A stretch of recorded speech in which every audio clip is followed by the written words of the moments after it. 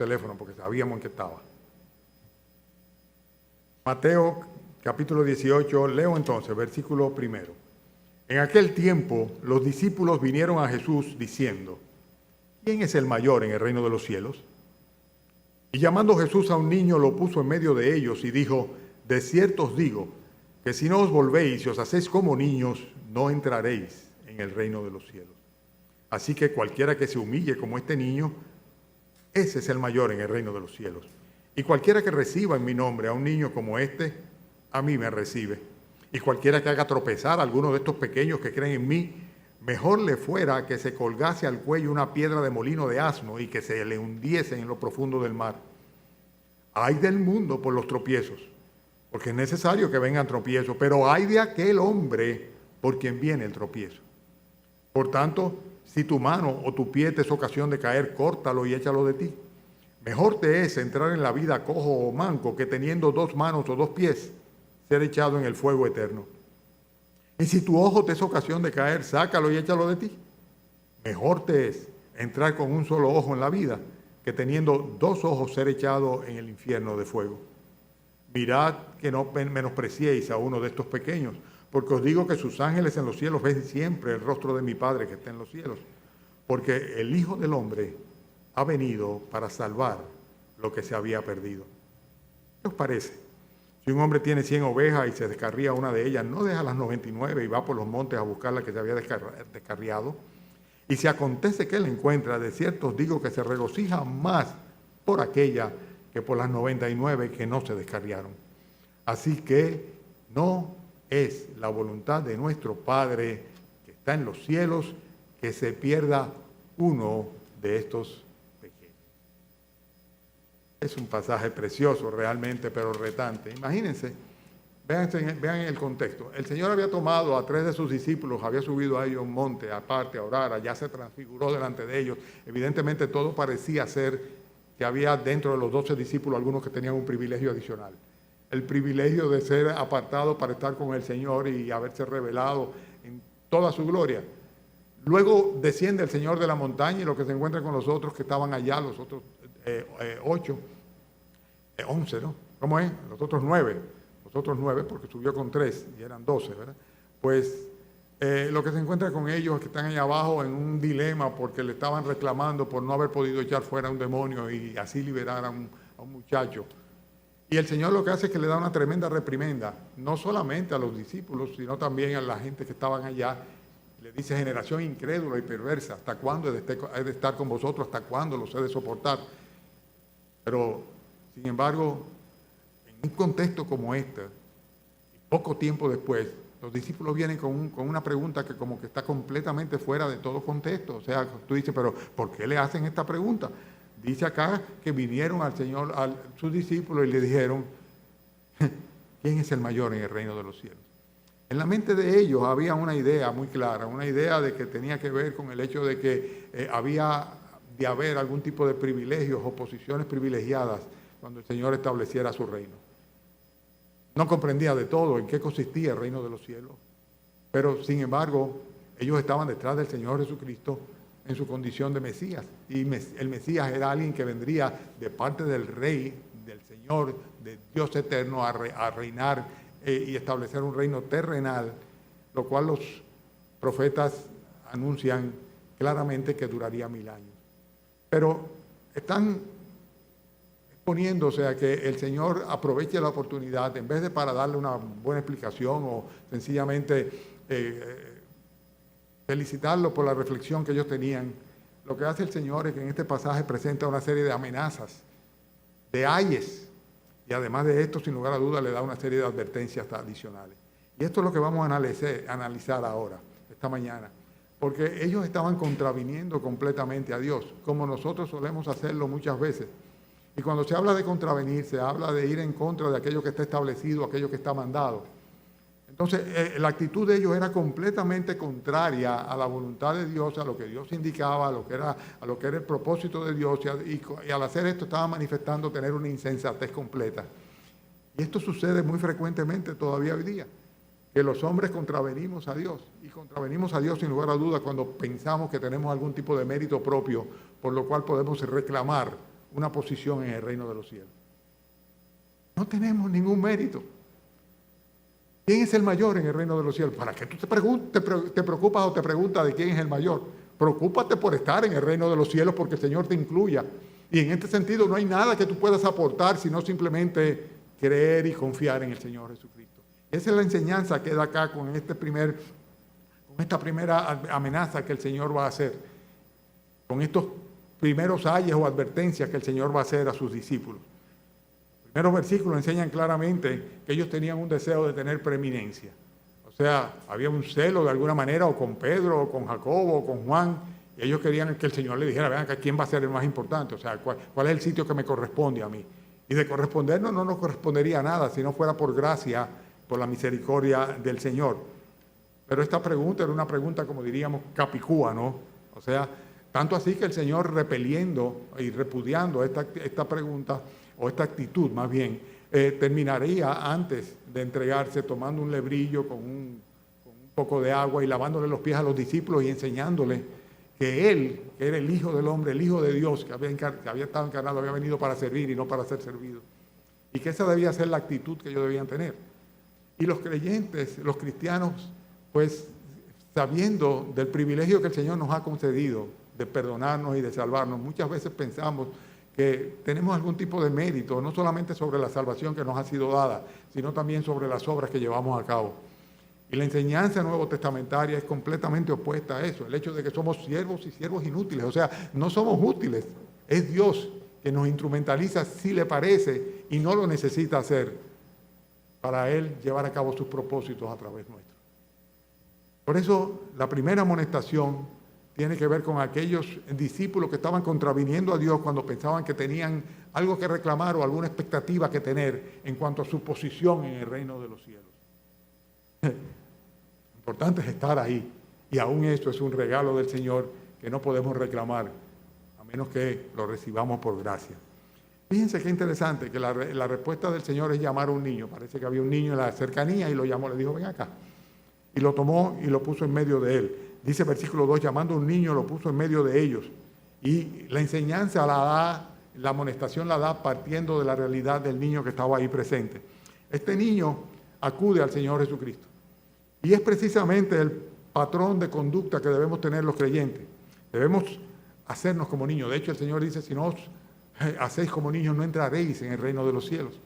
Es necesario que nosotros tengamos la mentalidad del niño. Fíjense que cuando el niño acude al Señor Jesucristo, en ningún momento presenta el texto, en ninguno de los otros evangelios sinópticos tampoco, de que el niño hizo una pregunta o cuestionó. Simplemente el Señor lo llamó y acudió. Y este no es un patrón de conducta normal. O sea, los niños preguntan y preguntan a veces mucho. ¿Y por qué? ¿Y por qué? ¿Y para qué? ¿Verdad? Pero sin embargo el Señor lo llamó y se acercó de inmediato hacia él para recibir la bendición de parte del Señor. Dice que lo puso en medio de ellos y acudió como debemos nosotros acudir. La confianza, la sencillez, la humildad de los niños es el prerequisito precisamente para que nosotros podamos entrar en el reino de los cielos.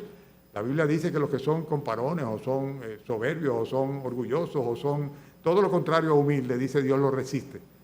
Dice Dios se aleja de ellos. Pero cuando venimos humildemente delante del Señor, el Señor responde necesariamente. Por eso da gracia a los humildes. La Biblia dice que la gracia del Señor está con las personas que actúan con humildad. Y muchas veces nosotros, yo diría que desdibujamos o confundimos el concepto de ser humilde. Pensamos que humilde es una persona que no tiene nada, una persona que está pasando por pobreza, una persona que está en necesidad, pero no tiene nada que ver con condiciones particulares. No tiene que ver nada con indigencia tampoco. Esa es una persona humilde. Llaman indigente tal vez si tú quieres. Pero estamos hablando de una cualidad del corazón. Y la soberbia, ¿verdad?, es algo que es completamente contrario a la humildad. El orgullo es algo que es completamente contrario a la humildad y se refleja precisamente en reclamar derechos. Cuando una persona siente que tiene derecho a algo, ¿verdad?, no está actuando con humildad, está reclamando orgullosamente. Y en este sentido, el Señor les dice claramente, versículo 3, que si no os volvéis y os hacéis como niños, no entraréis en el reino de los cielos. La palabra que se utiliza aquí por volvéis es convertidos. Si no os convertís, es lo que está diciendo el Señor. Ustedes saben que convertirse no es otra cosa que hacer un freno y comenzar a caminar en la dirección opuesta. Hay que echar hacia atrás, hay que recular necesariamente.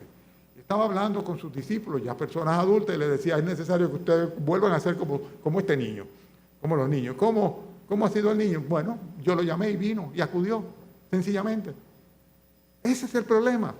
Ese es el gran dilema. El gran problema es ese precisamente, que las personas son llamadas una vez y otra vez y otra vez a conversión. Y sin embargo no se convierten, no se vuelven para atrás.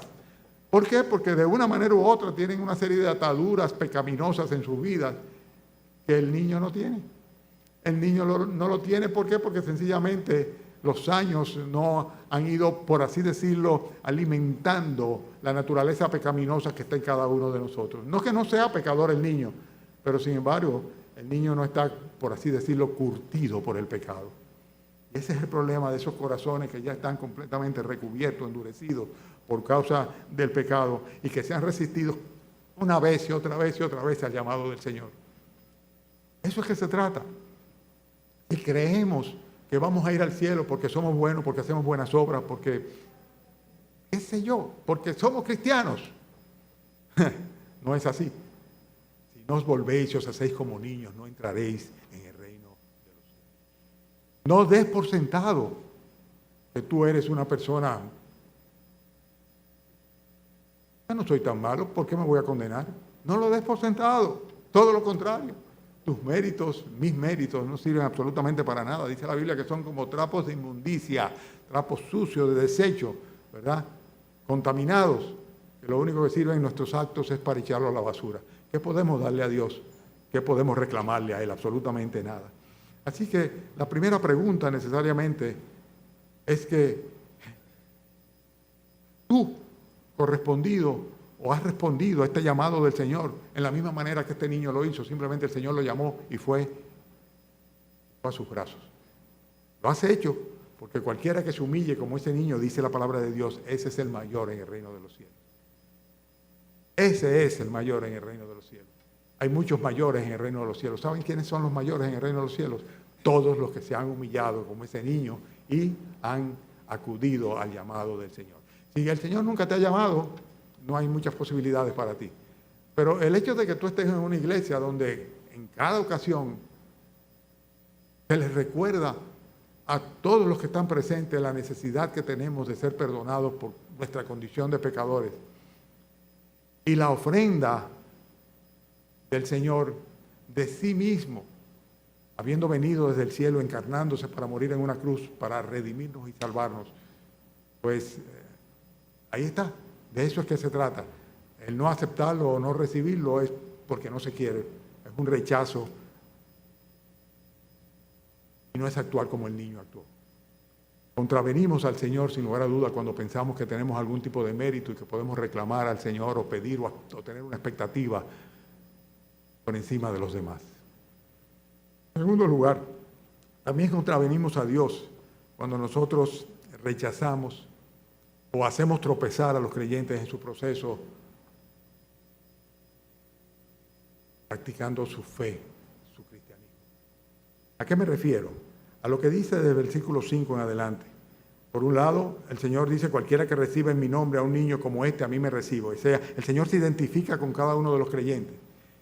En este contexto también, cuando habla de un niño que cree en mí, estos pequeños que creen en mí, está hablando no solamente de pequeños en edad, ¿verdad?, sino está hablando de una manera familiar el Señor de la totalidad de los creyentes, porque son los que creen en Él a los que se refiere.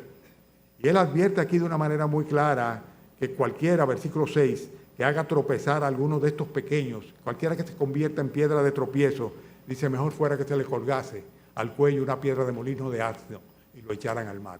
Ustedes no se imaginan de ninguna manera que alguien que tiene una soga por acá y esa soga atada a un molino que solamente un burro es capaz de moverlo, ¿verdad? Una piedra de molino era para machacar el grano y el mulo iba dando vuelta alrededor y iba machacando el grano. Dice, usted no se imagina que esa persona pueda salir del mar, ¿verdad? Si lo echan al mar de esa manera o si se echa al mar de esa manera. Jesús se identifica con todos aquellos que reciban en su nombre a un creyente. Pero no solamente eso, sino que por el contrario, y ahí es que viene la advertencia, cuando contravenimos a Dios y lo que hacemos es rechazar, obstaculizar o sembrar dudas y aún hacer pecar a estos que el Señor le llama niños y que son sus hijos, los creyentes, sus muchachos, nosotros, su pueblo, ¿verdad? Incluyendo los niños de edad también, sin lugar a duda. Pero cuando hacemos esto, lo único que nos espera es el juicio divino. Es a lo que se refiere en el versículo 6, cuando dice, y cualquiera que haga tropezar a alguno de estos pequeños que creen en mí, mejor le fuera que se pusiese en el cuello se colgase de una piedra de molino y se echase en el mar. La palabra tropiezo es la palabra escándalo, escandalizar, escandalisto, específicamente en el griego. Y lo que significa es eso. Y por eso el Señor hace una advertencia clara. Es el ay que vemos acá cuando dice, ay del mundo por los tropiezos, porque es necesario que vengan tropiezos, pero ay de aquel hombre por el cual viene el tropiezo. Y contravenimos a Dios sin lugar a duda, lo que Dios quiere, lo que Dios ha establecido, cuando nosotros nos convertimos en un obstáculo para que otra persona crezca en su fe, para que un creyente eche adelante.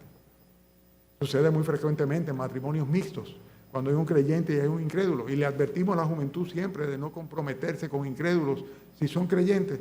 ¿Por qué? Porque tarde o temprano el incrédulo va a ser un tropiezo para su vida y su devoción al Señor.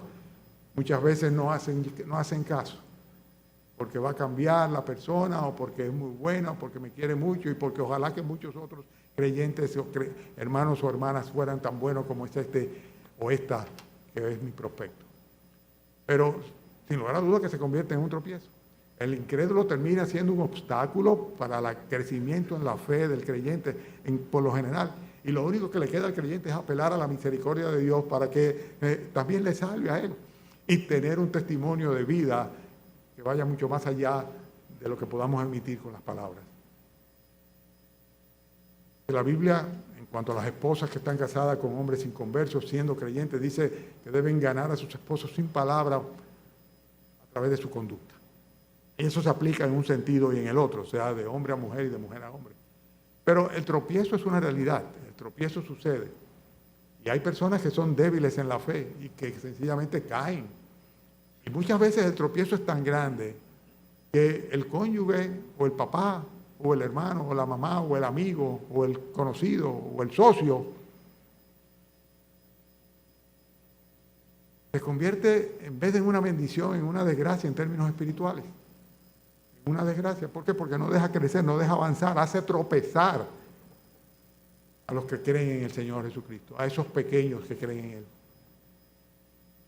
Hay muchos ejemplos de tropiezos referentes a los niños de una manera particular. Ustedes dirán, ¿por qué el pastor está hablando en términos generales si dice de niños? Bueno, es que fíjense, o sea, estamos hablando de niños que creen en mí, y esa expresión es muy común en las Escrituras. O sea, hijitos míos, le dice el Señor a los suyos. Muchas veces se refería a sus discípulos de esta manera. Hijitos míos, el apóstol Pablo hacía por igual. Y el Señor acá los identifica claramente con ellos. Fíjense, cuando dice, cualquiera que recibe en mi nombre a un niño como este, a mí me recibe. O sea, en otras palabras, es lo mismo que conmigo mismo. Yo veo frecuentemente en sociedades como la nuestra a niños trabajando. A veces me da una pena tremenda cuando veo a estos chiquitines que están pidiendo bajo el solazo y en medio del humo de los vehículos. Eso es trabajo infantil.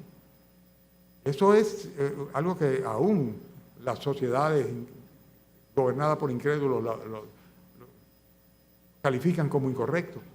El trabajo infantil. Niños que viven en la calle simplemente porque tuvieron que salir de su casa porque tenían un maltrato en su familia, en su casa, que prefirieron sencillamente desde que pudieron irse de la casa por la manera como los padres les maltrataban. El Señor dice, ay, ay, ay, ay de esta gente. Muchos países en los cuales se utilizan los niños como distribuidores de drogas. Hay muchos países donde el rapto y la desaparición de los niños, sin que nunca se defina bien el porqué, es algo común. La trata de niños, la venta de infantes. En una época decían que lo hacían con el propósito de la trata de niños, con el propósito de sacarle los órganos y el mercado de órganos. Yo no sé si es verdad o es mentira, pero el hecho es que sucede, el hecho de que se raptan y desaparecen niños. Mejor le fuera que se colgase una piedra de molino de asno en el cuello y se tirase en el fondo del mar. Pero no solamente eso, la pornografía infantil y la no infantil que le llega a ellos a través de los medios de comunicación hoy día como nunca. Que tienen hijos pequeños tienen que tener mucha atención, porque el pecado y la maldad llega a ellos a través del celular que ustedes mismos le dan o la tableta que ustedes mismos le compran para que hagan sus tareas, entre comillas. Terrible lo que está pasando en el mundo hoy día y en nuestro medio en particular. Aquí llegó una vez a promoverse la pornografía infantil para atraer a los turistas en medio de las redes sociales. Paraíso para la pedofilia. Nosotros sabemos de muchos casos que lo vemos en los cuales hay violaciones de niños. Nada más tenemos que ver las noticias. Siguen sucediéndose, a veces por familiares, a veces por padres, por abuelos, por tíos. Los más cercanos son normalmente los que abusan de ellos.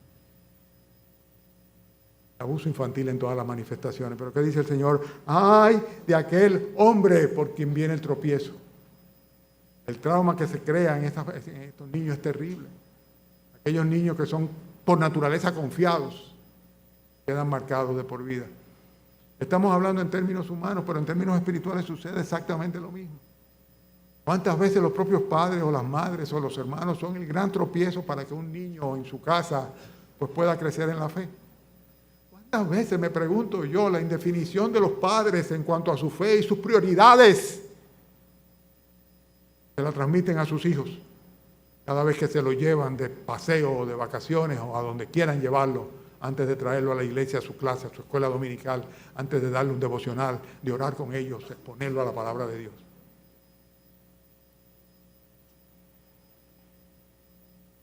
El diablo está activo.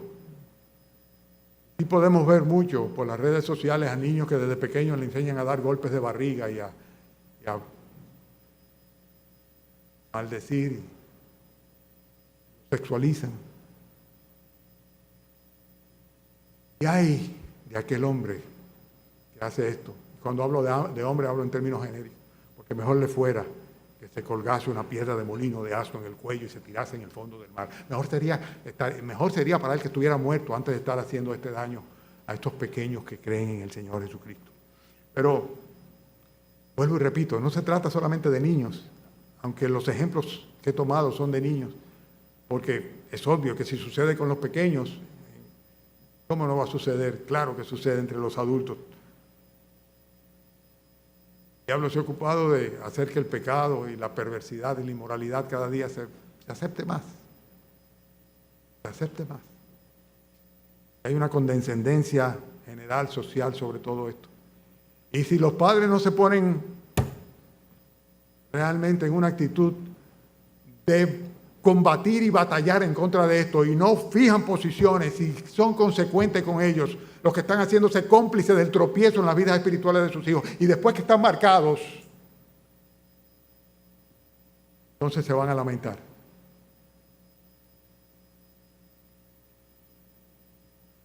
Cada vez que con el mal ejemplo desviamos el camino de nuestros hijos, de nuestros nietos, hacia el Señor Jesucristo, estamos contraviniendo a Dios. Esa no es la voluntad de Dios. Cuando hacemos tropezar a otra persona, esa no es la voluntad de Dios. Cuando tú haces tropezar a tu esposo, a tu esposa, cuando tú haces tropezar a tu cuñado, a tu amigo, a tu socio, a quien sea, con tu conducta, con tu actitud, con tu anuencia, con tu permisividad, wow, ay de aquel hombre por quien viene el tropiezo. No lo digo yo, lo dice el Señor Jesucristo. Ay de aquella persona a través del cual viene el tropiezo. Mejor le fuera que terminase en el fondo del mar. Ahora venimos a Dios también, hermanos, los versículos 8 y 9 nos enseñan, cuando nosotros valoramos más nuestra vida terrenal que nuestra vida espiritual o nuestra vida eterna. Y esto también es algo que sucede generalmente entre los incrédulos. Dice el versículo 8, lo que parecería una hipérbola y tal vez lo es. Por tanto, si tu mano o tu pie te es ocasión de caer, ¿qué dice? Córtalo y jondéalo. Échalo fuera de ti, bótalo. Mejor te es entrar en la vida. Y cuando habla de la vida, está hablando de qué, de la vida eterna, lógicamente. Cojo o manco, que teniendo dos manos o dos pies, ser echado en el fuego eterno. Y en el versículo 9 dice que teniendo dos ojos, ser echado en el infierno de fuego. Es muy claro, está hablando del contraste entre estar en el cielo, en la vida eterna, y estar en el infierno, en la condenación eterna, en el fuego eterno. Hermanos, nosotros racionalmente justificamos una amputación cuando vemos que hay una gangrena, o sencillamente la extirpación de un órgano cuando hay un cáncer. ¿Por qué? Porque sabemos que si no se hace, pues sencillamente eso va a seguir caminando y va a seguir caminando.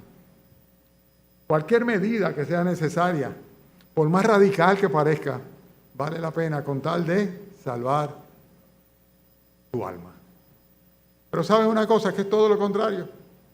El gran impedimento para que muchos que conocen, han oído, comprenden, entienden e inclusive llegan a anhelar la salvación, la vida que el Señor ofrece, es el hecho de que no quieren dejar su vida. No quieren dejar su brazo, no quieren dejar su ojo, no quieren cortar nada porque están contentos y satisfechos con lo que es su vida. Y el Señor dice, mira, mejor es que lo cortes.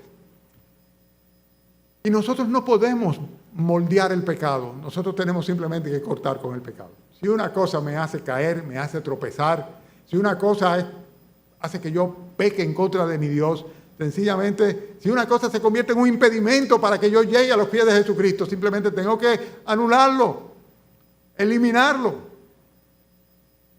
Muchas veces se trata del orgullo, precisamente, pero en muchos casos son sencillamente usos, costumbres, ideales, vicios. Lo que el Señor está diciendo aquí es muy claro. O sea, es necesaria una cirugía radical, con un arrepentimiento, una conversión, con un nuevo nacimiento y con una santificación creciente para poder entrar en el reino de los cielos. Uno está en Cristo, es una nueva criatura y tiene necesariamente que haber dejado las cosas viejas. ¿Lo tenemos claro eso, verdad que sí? Lo tenemos claro. Es necesario que haya una radicalización en contra de aquellas cosas que muchas veces venimos apreciando y sobrevalorando por encima de la salvación de nuestras almas. Hay que quitar los obstáculos del medio. Por eso contravenimos a Dios cuando nosotros valoramos más nuestra vida terrenal que la que Él nos ofrece, la vida eterna. Pero también contravenimos a Dios cuando simplemente nos resistimos al propósito que tiene el Señor. Hay una ilustración preciosa que da el Señor acá de aquel que sencillamente pierde a una de sus ovejas. Y es interesante porque el Señor se está identificando Él mismo y al Padre Celestial como aquel que se le va a una de las ovejas. Dice el versículo 11, el Hijo del Hombre ha venido para salvar lo que se había perdido. ¿Qué os parece? Si un hombre tiene 100 ovejas y se descarría una de ellas, ¿no deja las 99 y va por los montes a buscar la que se había perdido, la que se había descarriado? Y si acontece que la encuentra, de cierto os digo que se regocija más por aquella que por las 99 que no se descarriaron. El Hijo del Hombre ha venido, lo dice el versículo 11. El Hijo del Hombre ha venido.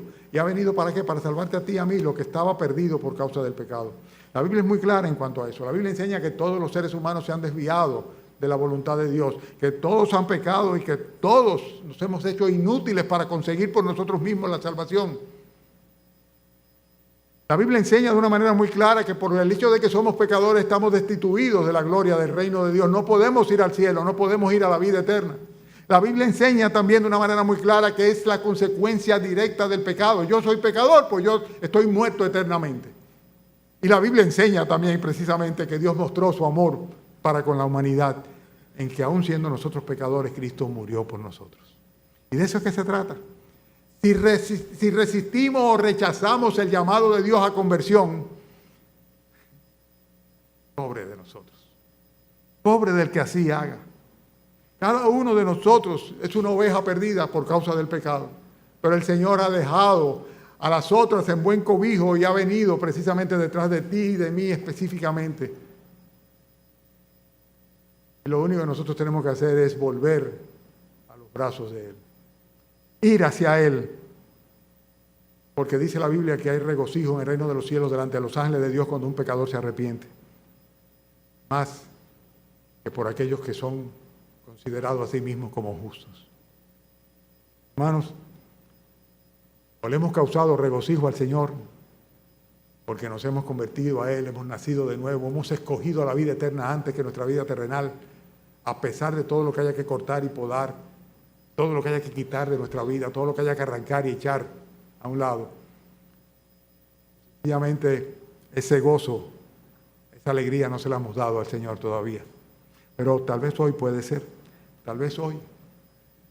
Tal vez hoy es el día de terminar de estar contraviniendo la voluntad de Dios, porque sin lugar a duda, que si nosotros pensamos que tenemos algún derecho para ir al reino de los cielos, o si nosotros rechazamos y hacemos tropezar a otros, y nosotros mismos nos caemos y nos vamos de cabeza como consecuencia de nuestro pecado, valorando más lo que tenemos físicamente en este mundo, en esta tierra, que lo que el Señor nos ofrece para vida eterna. Si nosotros sencillamente nos resistimos a la voluntad de Dios, el Hijo del Hombre ha venido para salvar lo que se había perdido, para salvarte a ti y a mí. Pues sencillamente para nosotros no va a haber ningún tipo de esperanza mientras estemos contraviniendo la voluntad de Dios. Pero por el contrario, si vamos de acuerdo a la voluntad de Dios y acudimos a Él humildemente, como ese niño que lo llamó y fue, entonces de los tales es el reino de los cielos. Eso es precisamente lo que tenemos que hacer. O estás contraviniendo a Dios, o de una vez por todas estás dispuesto a venir a Él, a seguirle a Él, a ayudar a otros en vez de convertirte en un tropiezo para otros. Una de dos alternativas. Vamos a orar. Tal vez esta mañana tú quieres decirle, Señor, estoy aquí porque he venido a ti. Estoy aquí, Señor, porque he sentido tu llamado. Estoy aquí porque conozco que tú has venido a este mundo precisamente para salvar lo que se había perdido y yo estoy perdido o perdida. Tal vez esta mañana tú quieres decirle al Señor, Señor, si el precio es un brazo, si el precio es un ojo, o el precio sea lo que sea. No, Señor. Estoy dispuesto a pagarlo, Señor, con tal de que tú me concedas el perdón y la vida eterna. Tal vez hoy tú le quieres decir, Señor, desprecio mi vida y me convierto a ti, me vuelvo para ser como un niño o una niña. Confío en ti, Señor. Necesito de ti, de tu perdón. Tal vez esta mañana tú quieres pedir perdón al Señor por haber sido tropiezo para otros. Porque ciertamente eres un hijo o una hija de Dios, pero con tu conducta, con tu trato, te has convertido en un obstáculo para que otros crezcan en la fe, para que otros se afirmen. Tal vez esta mañana tú quieres arrepentirse de todo corazón por haber sido insensible a las necesidades espirituales de aquellos niños que creen en el Señor Jesucristo. Proponte hoy entonces, ponte hoy cambiar. Proponte a partir de hoy no seguir contraviniendo la voluntad de Dios, yendo en contra de lo que Dios quiere. El Señor, que Él vino a este mundo, que es la voluntad del Padre, que no se pierda ni uno solo de los pequeños. Padre, gracias por este tiempo, esta exhortación, Señor, que tú nos das, o esta advertencia, Señor, o esta maldición, Señor, si cabe así, sobre aquellos que están sirviendo de tropiezo a otros, Señor. Ayúdanos, Padre, a muy por el contrario, agradarte, Señor, y agradecerte el haber dejado, Señor, tu gloria, tu reino, para venir a rescatarnos y buscarnos, Señor, en medio de los montes del pecado, Señor. Rogamos, Padre, que tu bendición esté sobre los presentes y los ausentes.